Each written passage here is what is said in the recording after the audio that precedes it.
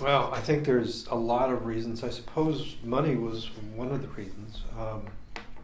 Quite frankly, I couldn't have afforded a doctoral school on my own. So that was really, a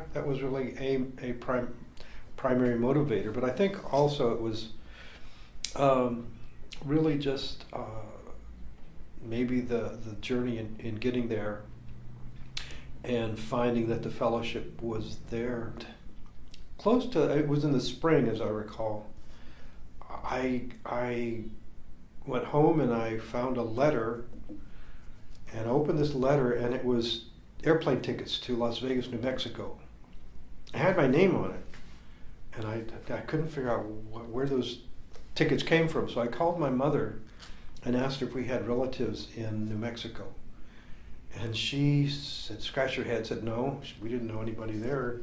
Apparently, John Longers, who was at the School of Social Work at Portland State, the master's program, he had submitted my name because they were looking for Chicano students throughout the country to come to this conference. So, yeah, he had submitted my name, and that was really how I got started. And I thought, what's really needed in the community is someone who can advocate on their behalf, and somebody who can understand how to put data together and I said, be an advocate. So that was really my motivation to go get the doctorate. And it was interesting because I think that even then I really struggled with whether or not to do the doctorate. But I decided that, yeah, it's funny. I mean, back then it was like the issue was not wanting to become part of the oppressive system. I didn't want to become one of them. And but I convinced myself that so long as I asked myself that question continually, then I'd be okay. So yeah, so it was that kind of thinking that led me to consider the doctorate, and the council's minority fellowship was available to help. So combining that then with this drive to get a doctorate and this support from CSWE, then that's really how I ended up doing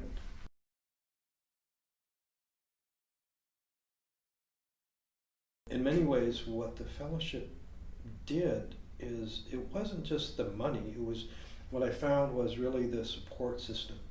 And so a support system structurally there, but also then with the other fellows. And I think that we all, it's something that I recognized many years ago, that I could talk to people of color, and there was like things that, there were just so many things in common that you know, we shared, and you didn't have to explain a lot of things. Whereas with people of non-color, then you have to sort of explain why you're coming from this and that. But so I think that the peer relationships, the support were critical, not just the monetary support.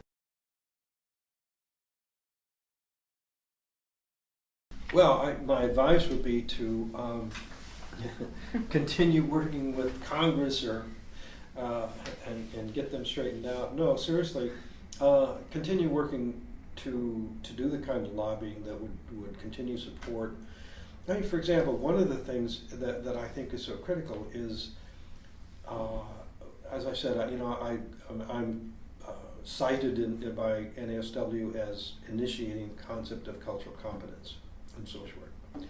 So, but I'm really well aware that that concept needs to be developed more. I think that the question I think that needs to be addressed is, what is the next step past or beyond cultural competency? I think that diversity is much more than just ethnic diversity that we need to attend to anymore. And diversity is just such a broad thing. But I think that so we need doctoral fellows who can conceptualize and develop analytic skills that can help them to answer some of those questions. I think we've come a long way in terms of race relations and understanding the structural problems in terms of poverty and oppression. but I think we still, they still exist, and we still need to continue to work on that stuff. So that's the role I think that the fellowship can play. Yeah.